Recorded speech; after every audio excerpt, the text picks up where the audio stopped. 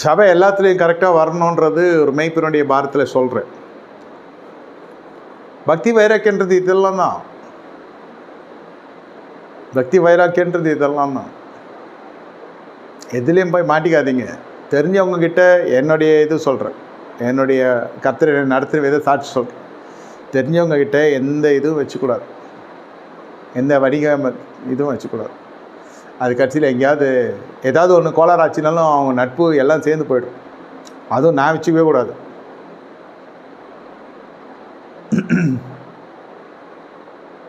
என்னை விட அறிவாளிகள்லாம் சபையில் இருக்காங்க. நானே இதெல்லாம் அவங்கக்கிட்ட கற்றுக்கணும் தான். ஆமாம், நான் பெருமையாக சொல்லுவேன், விசுவாசிகள்லாம் நல்ல ஞானவான்கள், அறிவாளிங்க. இதெல்லாம் விளம்பரம்லாம் கிடையாது இவங்களுக்கு. இவங்க அடையாளமெல்லாம் விசுவாசின்னு அடையாளம் தானே தவிர அதுக்கு மேலெல்லாம் 1 இன்ச் கிடையாது. படிப்போ அல்லது பின்னணியோ எதுவுமே சொல்லிக்கொள்கிற மாதிரி இருக்கானா, அறிவு ஞானம் எல்லாம் பெருக்கின ஜனங்க கர்த்தர் கொடுத்துருக்குறாரு. அவங்கக்கிட்ட நான் கற்றுக்கிறது இதெல்லாம். நான் உண்மையாக சொல்கிறேன், தாழ்மையாக சொல்கிறேன், பெருமையாகவும் சொல்கிறேன். விசுவாசிகள் இப்படி இருக்கிறத நினச்சி சொல்கிறேன். யார்கிட்ட கற்றுக்கினா நல்ல விஷயம் கற்றுக்குறோம், அவ்வளோதான். அதனால் இந்த பக்தி வைராக்கியம் என்பது உங்கள் மனசாட்சிக்கு இருக்கணும்.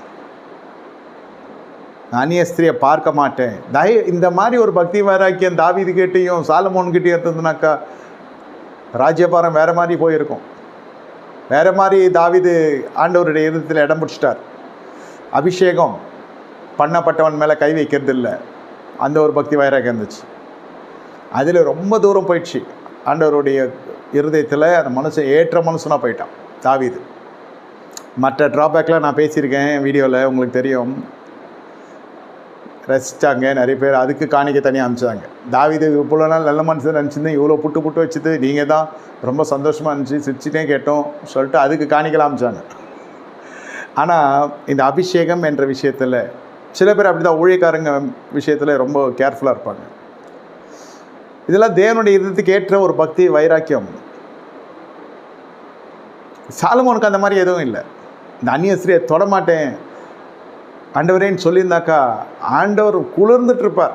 2 விஷயம் தரிசனமாகி சொல்ல வேண்டிய அவசியமே இல்லை. இவங்களுக்கெல்லாம் குவார்ட்டர்ஸ் கட்டி கொடுத்தா அவங்களுக்கு கோயில் கட்டி கொடுக்க வேண்டிய அவசியமே இல்லை.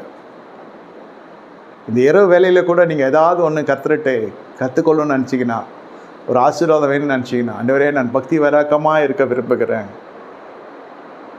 உங்களுக்கே தெரியும், ஓரளவுக்கு கர்த்தரே வெளிப்படுத்துவார். நான் நகையோ பணமோ எதுலேயுமே நான் தலையிடல. இதெல்லாம் உங்களோட